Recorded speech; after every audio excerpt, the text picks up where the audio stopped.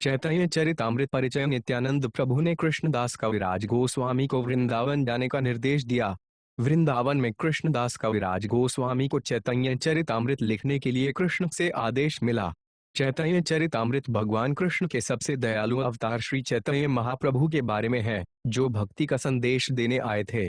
भगवान चैतन्य कृष्ण हैं, लेकिन उन्होंने हमें कृष्ण से प्रेम करने का तरीका दिखाने के लिए राधा रानी की भूमिका निभाई है। राधा रानी के कृष्ण के प्रति प्रेम को समझने के लिए कृष्ण स्वयं भगवान चैतन्य गौरा के रूप में प्रकट हुए। उस भगवान से अद्वैत आचार्य ने इस भौतिक दुनिया में प्रकट होने की प्रार्थना की।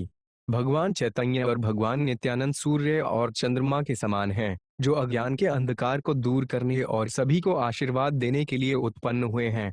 श्री सद्भुजा भगवान के 6 भुजाओं वाले रूप हैं। उनके 2 हाथों में धनुष और बाण है, जो भगवान रामचंद्र के प्रतीक हैं। 2 हाथों में बांसुरी है, जो भगवान कृष्ण का प्रतीक है। और उनके 2 हाथों में छड़ी और जलपात्र है, जो भगवान चैतन्य का प्रतीक है। श्वेतद्वीप एक सफेद द्वीप पर स्थित एक सफेद शहर है। यहाँ भगवान को अपनी पत्नी लक्ष्मी के साथ शेष के सिंहासन पर बैठे देखा जा सकता है। 5 विशेषताओं में भगवान चैतन्य श्री भगवान चैतन्य और उनके सहयोगी हैं। श्री पंचतत्व स्वयं पागलों की तरह नाचते, रोते, हंसते और कीर्तन करते थे, और इस तरह उन्होंने भगवान के प्रेम को वितरित किया। भगवान के प्रेम को बांटते समय भगवान चैतन्य और उनके सहयोगियों ने यह नहीं सोचा कि कौन योग्य उम्मीदवार है और कौन नहीं, और न ही इस बात पर विचार किया कि ऐसा वितरण कहाँ होना चाहिए या नहीं होना चाहिए। उन्होंने कोई शर्त नहीं रखी। जहां भी उन्हें अवसर मिला, पंचतत्व के सदस्यों ने भगवान के प्रेम को बांटा। भगवान चैतन्य का जन्म सर्वोच्च भगवान माता शची और जगन्नाथ मिश्रा के पुत्र के रूप में प्रकट हुए। सीता ठाकुरानी अपने साथ अनेक प्रकार के खाद्य पदार्थ, वस्त्र तथा अन्य उपहार लेकर शची देवी के घर आईं। श्रीमती सीता ठाकुरानी नवजात शिशु को देखकर आश्चर्यचकित होगी, क्योंकि उन्होंने देखा कि रंग में अंतर के अलावा यह बालक साक्षात गोकुल के कृष्ण ही थे। बचपन में भगवान को निमाई के नाम से जाना जाता था। एक दिन माता शची ने निमाई को खाने के लिए मिठाई दी, लेकिन निमाई मिट्टी खाने लगे। जब माता शची ने निमाई को रोका, तो वे मायावादी दर्शन बोलने लगे। एक बार निमाई सांप के साथ खेल रहे थे और यह देखकर सभी लोग आश्चर्यचकित हो गए। तब माता शची ने चुपचाप निमाई को सांप से दूर ले गईं। जब निमाई रोते थे, तो पड़ोस की महिलाएं ताली बजाती थीं और भगवान हरि का नाम जपती थीं। यह सुनकर निमाई रोना बंद कर देते थे। यह उनका प्रिय शगल था और इसीलिए जन्म से ही वे सभी को कृष्ण के पवित्र नामों का जाप करने में व्यस्त रखते थे। एक बार 2 चोर निमाई के आभूषणों को लूटने के लिए निमाई को ले गए, लेकिन निमाई ने उन्हें गुमराह कर दिया और इस तरह वे अपने घर जाने के बजाय जगन्नाथ मिश्र के घर वापस आ गए। बलदेव के आनंद में निमाई ऐसे घूम रहे थे मानो नशे में हों, और अद्वैत आचार्य ने उन्हें बलराम के रूप में देखा।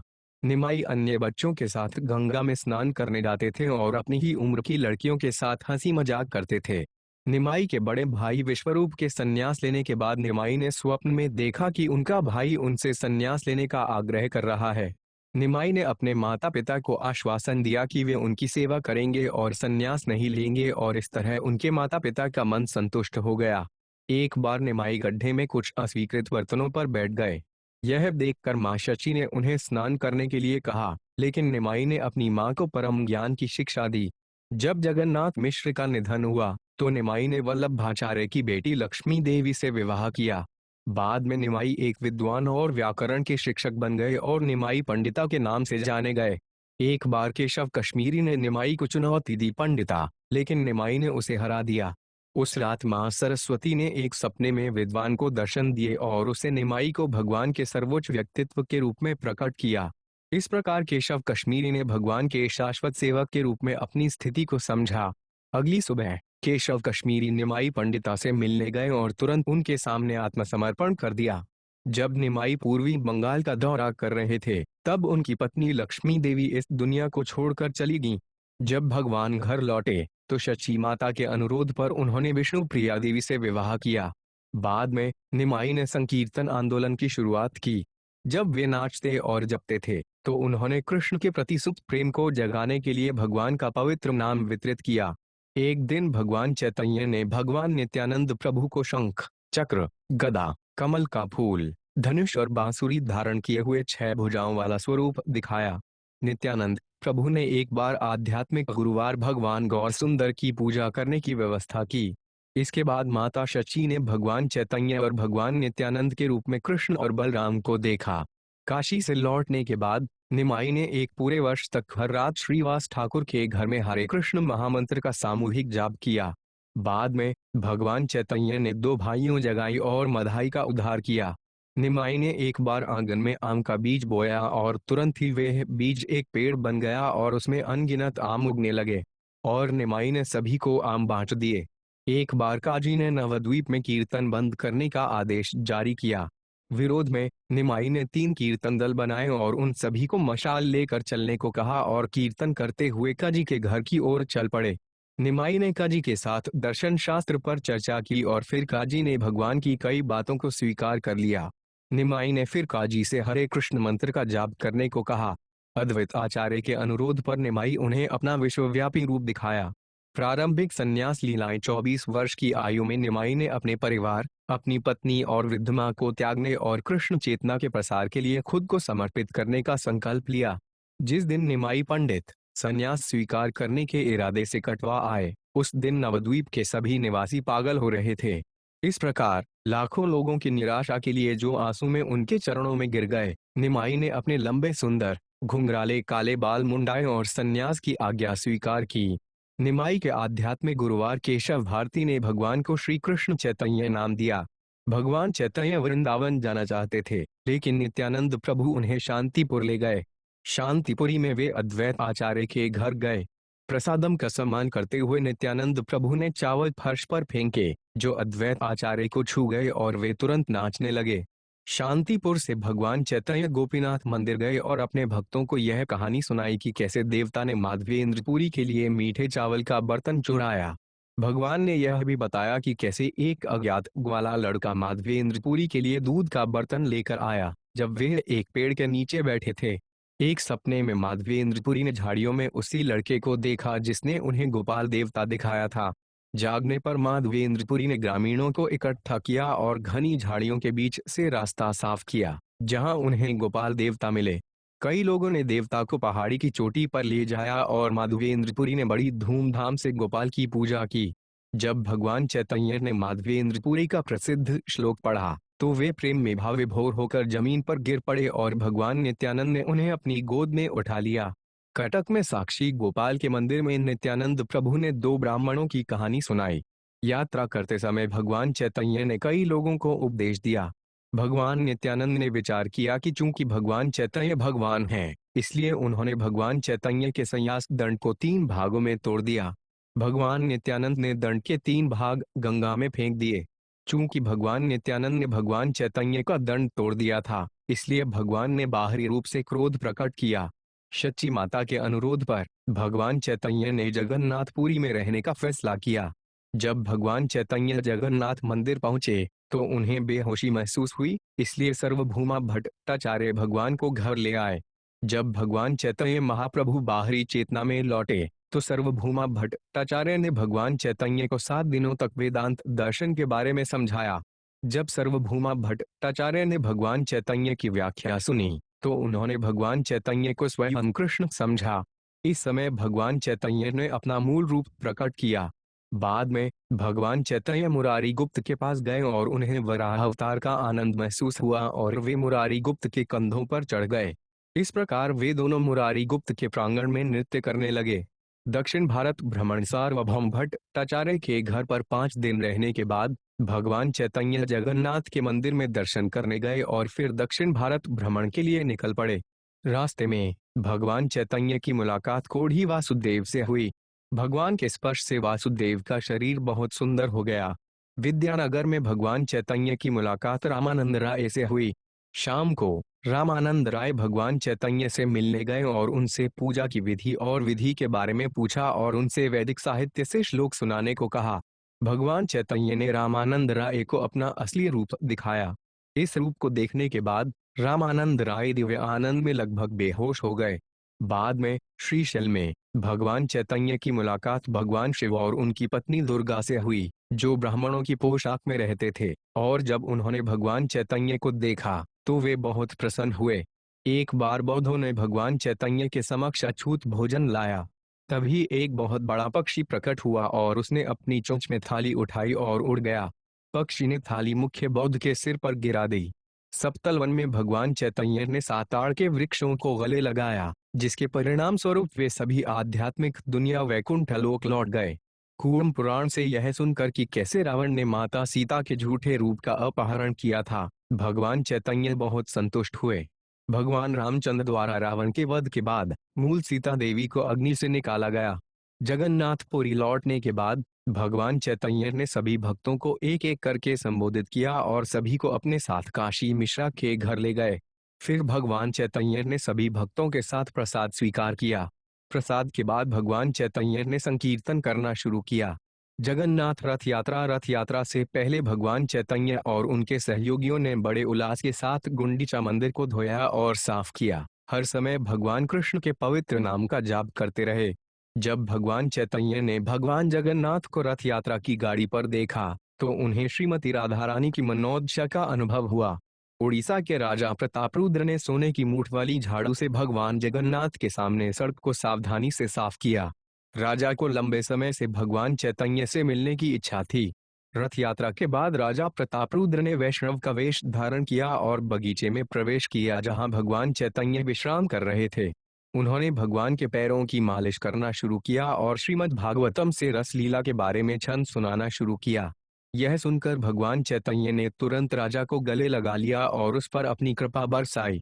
फिर भगवान चैतन्य और उनके भक्त इंद्रद्युम्न झील में क्रीड़ा करने लगे। रथ यात्रा उत्सव के 5 दिन बाद भक्तों ने हेरा पंचमी उत्सव मनाया। स्वरूप दामोदर गोस्वामी ने भगवान चैतन्य को दान के लिए लीला सुनाई।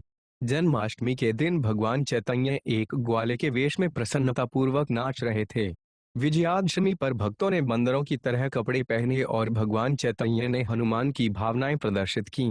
एक पेड़ की शाखा लेकर उन्होंने ऐसा अभिनय किया जैसे लंका किले की दीवारों पर चढ़कर उसे ध्वस्त कर रहे हों। एक बार सार्वभौम भट्टाचार्य ने भगवान को दोपहर के भोजन के लिए आमंत्रित किया और अमोघ ने भगवान की आलोचना की। जब भगवान चैतन्य ने सुना कि अमोघ हैजा से मर रहा है तो वे तुरंत उसके पास गए और अमोघ पर अपनी दया बरसाई।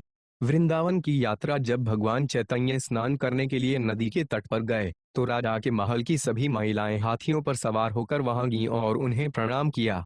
पुरी में जब पुंडरीक विद्यानिधि ने देखा कि भगवान जगन्नाथ को कलश लगा हुआ वस्त्र दिया गया था तो वे थोड़ा घृणा करने लगा। इस प्रकार उसका मन दूषित हो गया। उस रात भगवान जगन्नाथ और बलराम उसके स्वप्न में आए और उसे थप्पड़ मारा। यद्यपि थप्पड़ से उसके गाल सूज गए थे, फिर भी वह भीतर से बहुत प्रसन्न था।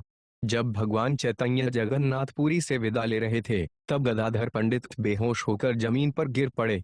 जब नृसिंहानंद ब्रह्मचारी ने सुना कि भगवान चैतन्य वृंदावन जा रहे हैं तो वे बहुत प्रसन्न हुए और मन ही मन मार्ग की सजावट करने लगे। रामकेले में दबीरा खासा और सकारा मलिका ने भगवान चैतन्य के समक्ष समर्पण कर दिया। भगवान चैतन्य ने उन्हें रूप गोस्वामी और सनातन गोस्वामी के रूप में दीक्षा दी।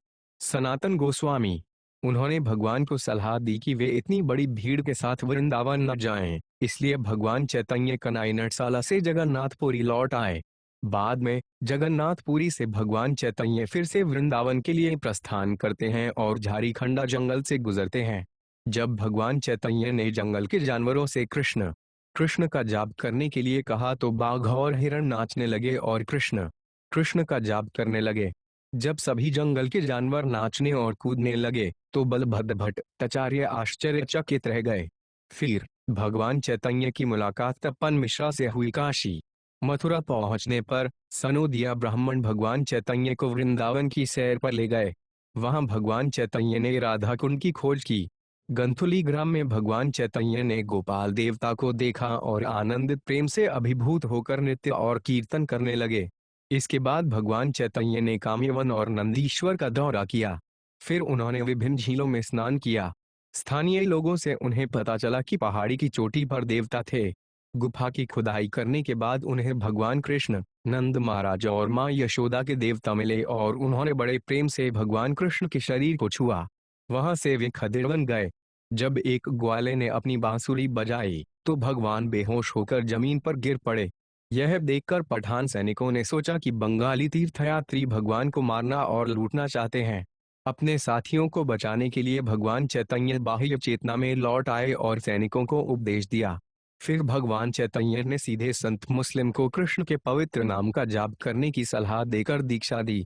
यमुना नदी पार करते समय भगवान चैतन्य नाव के मंच पर नृत्य करने लगे। भगवान के भारी वजन के कारण नाव झुकने लगी। यह पानी से भर गई और डूबने के कगार पर थी। परिस्थितियों को देखते हुए भगवान चैतन्य अंततः शांत हो गए ताकि नाव किनारे तक पहुंच सके।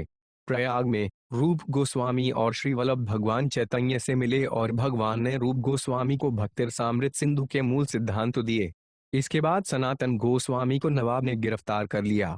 बाद में सनातन गोस्वामी जेल से भाग निकले और काशी में भगवान चैतन्य से मिले। सनातन गोस्वामी को निर्देश मुंह में तिनका डालकर और झुककर सनातन गोस्वामी ने भगवान चैतन्य से उन्हें निर्देश देने का अनुरोध किया।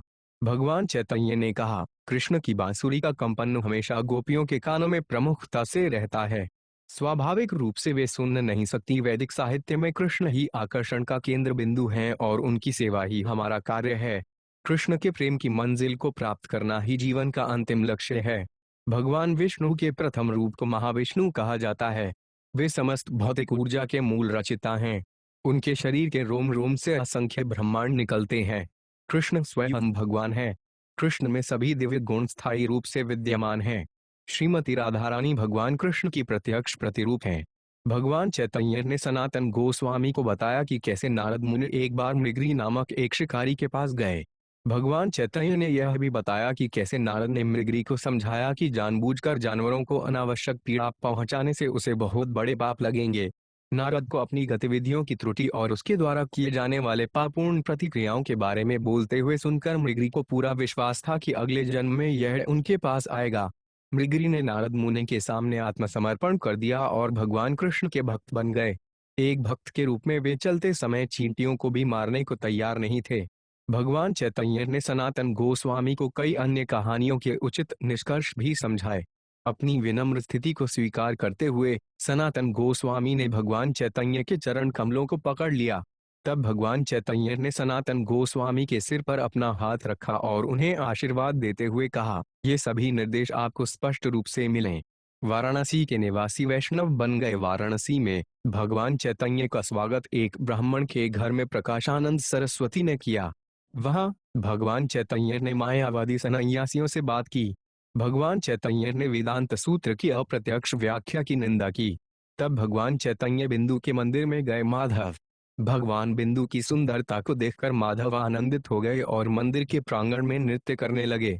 सभी दिशाओं में लाखों लोग हरि हरि का जाप करने लगे। इस प्रकार पूरे ब्रह्मांड में एक कोलाहलपूर्ण और मंगलमय ध्वनि उत्पन्न हुई। प्रकाशानंद सरस्वती भगवान चैतन्य के नृत्य और आनंदमय प्रेम और भगवान के शरीर की दिव्य सुंदरता से मोहित हो गए। कीर्तन के बाद भगवान चैतन्य ने प्रकाशानंद सरस्वती के चरणों में प्रार्थना की। इस पर प्रकाशानंद सरस्वती ने भगवान के चरणों को पकड़ लिया और उन्हें पूरे विश्व के आध्यात्मिक गुरुवार के रूप में स्वीकार कर लिया। चैतन्य महाप्रभु के भक्त जब भगवान चैतन्य जगन्नाथपुरी लौटते हैं तो नवद्वीप के भक्त बहुत खुश होते हैं और वे सभी एक साथ जगन्नाथपुरी के लिए प्रस्थान करते हैं और शिवानंद सेना यात्रा की व्यवस्था करती है। शिवानंद सेना ने एक कुत्ते को अपने साथ जाने की अनुमति दी थी, लेकिन यात्रा में कुत्ता गायब था। जब भक्त भगवान चैतन्य से मिले तो उन्होंने देखा कि वही कुत्ता भगवान से थोड़ी दूर बैठा हुआ था और जप कर रहा था। तब भगवान चैतन्य ने अपने सभी सहयोगियों को अपने साथ लिया और गुंडिका मार्जन किया। रथ यात्रा समारोह के दौरान रूप गोस्वामी ने भगवान जगन्नाथ को देखा। उन्होंने भगवान चैतन्य को रथ के सामने नृत्य करते और जप करते हुए भी देखा। रूप गोस्वामी ने भगवान के इरादे को समझा और इस प्रकार एक श्लोक की रचना की जो भगवान चैतन्य को पसंद आया। इस श्लोक को ताड़ के पत्ते पर लिखकर उन्होंने उसे अपनी छत पर कहीं रख दिया और समुद्र में स्नान करने चले गए। उस समय भगवान चैतन्य उनसे मिलने वहां गए। श्लोक पढ़ने के बाद भगवान चैतन्य परमानंद प्रेम से अभिभूत हो गए। उसी समय रूप गोस्वामी वापस लौटे और प्रणाम करने के लिए प्रांगण में लेट गए। बाद में भगवान चैतन्य, रामानंद राय, सर्वभौम भट्टाचार्य और अन्य लोग हरिदास ठाकुर के स्थान पर गए और रूप गोस्वामी द्वारा कहे गए कुछ श्लोक सुने। अपनी पुस्तकों के लिए रचित दोनों पुस्तकों की पांडुलिपियों की जांच करने के बाद रामानंद राय ने उन्हें बहुत स्वीकृति दी और उनकी बहुत सराहना की। जब भगवान चैतन्य घर से चले गए तो उनकी माँ, सच्ची माता, उन्हें घर पर भोजन अर्पित करती रहीं। जब उन्होंने अपनी आंखें खोली तो उन्होंने देखा कि भोजन वास्तव में भगवान चैतन्य ने खाया था। भगवान चैतन्य हमेशा 4 स्थानों पर प्रकट हुए। एक माता शची के घर के मंदिर में, दूसरे उन स्थानों पर जहां नित्यानंद प्रभु ने नृत्य किया, श्रीवास पंडित के घर में सामूहिक जप के दौरान, और राघव पंडित के घर में। वे अपने भक्तों के प्रेम के प्रति आकर्षण के कारण प्रकट हुए। भगवान चैतन्य ने बंगाल के भक्तों को जगन्नाथपुरी आने से मना करने का संदेश भेजा, जिसमें कहा गया था, इस वर्ष मैं स्वयं बंगाल जाऊंगा और वहां सभी भक्तों से मिलूंगा। महीना बीतने पर भगवान चैतन्य नहीं आए और जगदानंद और शिवानंद सेन दुखी हो गए। यह देखकर नरसिंहानंद ब्रह्मचारी ने ध्यान किया और बताया कि भगवान कल आएंगे। ध्यान में उन्होंने देखा कि भगवान चैतन्य तुरंत आए, बैठ गए और तीनों प्रसाद खाए और कोई अवशेष नहीं छोड़ा। एक बार रामचंद्र खान ने एक वेश्या को भेजकर हरिदास ठाकुर को विचलित करने की कोशिश की। वेश्या ने हरिदास को लुभाने की कोशिश की। हरिदास ठाकुर की संगति में वेश्या शुद्ध हो गई। वह हरिदास ठाकुर के चरणों में गिर गई और क्षमा मांगने लगी। वेश्या को हरे कृष्ण मंत्र के जाप की विधि बताने के बाद हरिदास ठाकुर लगातार हरि हरि का जाप करते हुए चले गए। एक बार भक्तों ने देखा कि जिस गुफा में हरिदास ठाकुर रहते थे उसमें एक बड़ा विषैला सांप रहता था।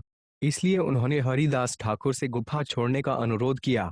जब हरिदास ठाकुर जाने वाले थे तो सांप अपने बिल से बाहर निकल आया और गुफा से हमेशा के लिए चला गया। बाद में सनातन गोस्वामी जगन्नाथपुरी पहुंचे। जंगल में उपवास और खराब पानी के कारण उन्हें खुजली वाले घाव के साथ एक त्वचा रोग हो गया, जिसमें से तरल पदार्थ निकल रहा था। सनातन गोस्वामी को देखकर भगवान चैतन्य ने उन्हें बलपूर्वक गले लगा लिया। भगवान के आलिंगन से सनातन गोस्वामी का शरीर परिवर्तित हो गया। रथ यात्रा उत्सव के दौरान भगवान चैतन्य ने फिर से जगन्नाथ के रथ के सामने नृत्य किया। जब सनातन गोस्वामी ने यह देखा तो उनका मन आश्चर्यचकित हो गया। भक्तों के साथ भगवान की लीलाएं। एक बार रघुनाथ दास पानी हाटी में भगवान नित्यानंद से मिलने गए। नित्यानंद प्रभु ध्यान में भगवान चैतन्य को लेकर आए। जब सभी लोग चिरदही का आनंद ले रहे थे लेकिन हर कोई भगवान को नहीं देख पा रहा था, भगवान नित्यानंद ने रघुनाथ दास पर अपनी कृपा बरसाई। बाद में यदुनंदन आचार्य की मदद से रघुनाथ दास घर से भाग गए। जब रघुनाथ दास जगन्नाथपुरी पहुंचे तो भगवान चैतन्य ने उन्हें गोवर्धन शिला और गंजा माला दी। जगन्नाथपुरी में रघुनाथ दास सड़े हुए चावल खाते थे। एक बार भगवान चैतन्य ने जबरदस्ती एक निवाला लिया और खा लिया। रघुनाथ दास द्वारा की गई कठोर तपस्या को देखकर भगवान बहुत संतुष्ट हुए। माधवेंद्रपुरी के शिष्य रामचंद्रपुरी, जिन्हें उनके गुरुवार ने अस्वीकार कर दिया था, जगन्नाथपुरी आए। भगवान चैतन्य की कुटिया में बहुत सारी चींटियां देखकर उन्होंने भगवान की आलोचना की। इसके कारण भगवान चैतन्य ने अपना भोजन कम कर दिया। अगले वर्ष बंगाल से भक्त जगन्नाथपुरी आते हैं, जब भगवान जगन्नाथ नरेंद्र सरोवर के जल में लीलाएं करते हैं। भक्तों ने संगीत, गायन, कीर्तन और नृत्य के साथ उत्सव मनाया। भगवान चैतन्य ने अपने साथियों के साथ जल में प्रवेश किया और उनके साथ बड़े उल्लास के साथ लीलाएं शुरू की। भगवान जगन्नाथ के दर्शन करने के बाद भगवान चैतन्य ने अपनी भुजाएं उठाकर मंत्रोच्चार किया। दिव्य आनंद में तैरते हुए और लोगों ने हरि के पवित्र नाम का जाप करके जवाब दिया। भक्तों की थकान को समझते हुए भगवान चैतन्य ने सामूहिक कीर्तन बंद कर दिया। फिर उन्होंने सभी भक्तों के साथ समुद्र में स्नान किया। फिर भगवान चैतन्य ने सभी के साथ प्रसाद ग्रहण किया और फिर उन्हें अपने निवास में लौटकर विश्राम करने के लिए कहा। फिर भगवान चैतन्य गंभीरा के द्वार पर लेट गए। जब भगवान चैतन्य नहीं हिले तो गोविंदा ने भगवान का आवरण उनके शरीर पर फैला दिया और भगवान के शरीर को लांघ कर कमरे में प्रवेश किया। गोविंदा भक्ति सेवा में शिष्टाचार के बारीक बिंदुओं को समझते थे। केवल वही व्यक्ति इन सिद्धांतों को समझ सकता है जिसने भगवान चैतन्य की कृपा प्राप्त की हो। गोविंदा ने भगवान चैतन्य की बहुत सावधानी और ध्यान से सेवा की। बाद में प्रत्येक भक्त भगवान चैतन्य के लिए प्रसाद लाता और गोविंदा को देता।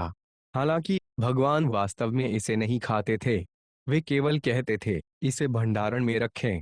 जब गोविंदा ने भगवान से कहा, आप इसे नहीं खाते, लेकिन भक्त मुझसे बार बार पूछते हैं, मैं कब तक उन्हें धोखा देता रहूंगा? उस समय भगवान बैठ गए और सारा प्रसाद खा लिया। बाद में हरिदास ठाकुर ने भगवान चैतन्य के सामने अपना शरीर छोड़ने की इच्छा की, इसलिए वे महाप्रभु के सामने बैठ गए, अपनी आंखें भगवान के कमल के मुख पर टिका दी। भगवान चैतन्य के पवित्र नाम का जाप करते हुए हरिदास ठाकुर ने अपने प्राण त्याग दिए और अपना शरीर छोड़ दिया। अपनी अहेतु की दया से भगवान ने स्वयं हरिदास ठाकुर के शरीर को रेत से ढक दिया और दुकानदारों से भिक्षा मांगी। फिर उन्होंने हरिदास ठाकुर के निधन का जश्न मनाने के लिए एक महान उत्सव का आयोजन किया। बाद में एक दिन नित्यानंद प्रभु शिवानंद सेना से नाराज हो गए, जो भक्तों के लिए व्यवस्था करते थे, क्योंकि नित्यानंद प्रभु का निवास व्यवस्थित नहीं था। इसलिए नित्यानंद प्रभु ने शिवानंद को लात मारी। सेना ने अपने फायदे के लिए ऐसा किया। जब शिवानंद सेना के भतीजे श्रीकांत ने यह देखा तो वे नाराज हो गए और समूह छोड़कर अकेले ही भगवान चैतन्य से मिलने चले गए। भगवान को सर्वज्ञ देखकर उन्होंने लात मारने की घटना का जिक्र नहीं किया। एक बार जगदानंद पंडिता ने तैयारी की भगवान के लिए चंदन का तेल। जब भगवान ने तेल लेने से मना कर दिया तो जगदानंद ने तेल का घड़ा फेंक दिया और उपवास किया। तब भगवान चैतन्य ने जगदानंद पंडिता से उनके लिए खाना पकाने को कहा और बाद में भगवान ने जगदानंद पंडिता से प्रसाद खाने को कहा।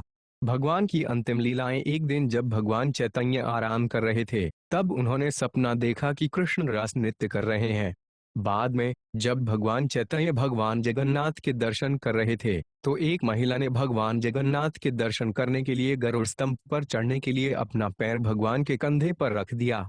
यह देखकर गोविंदा ने उसे नीचे उतारा, लेकिन भगवान ने गोविंदा को डांटा और कहा उसे भगवान जगन्नाथ के दर्शन करने दो। एक बार भक्तों ने भगवान को सिंह द्वार के पास बेहोश पड़ा हुआ पाया। बहुत समय तक पवित्र नाम का जाप करने के बाद भगवान चैतन्य अचानक हरि बोल की ऊंची आवाज के साथ उठे। एक दिन भगवान चैतन्य ने चत्तक पर्वत नामक रेत के टीले को गोवर्धन पर्वत समझ लिया और उसकी ओर दौड़ पड़े। फिर भगवान दौड़े और जो पहला पत्थर उन्हें दिखाई दिया उसे गले लगा लिया।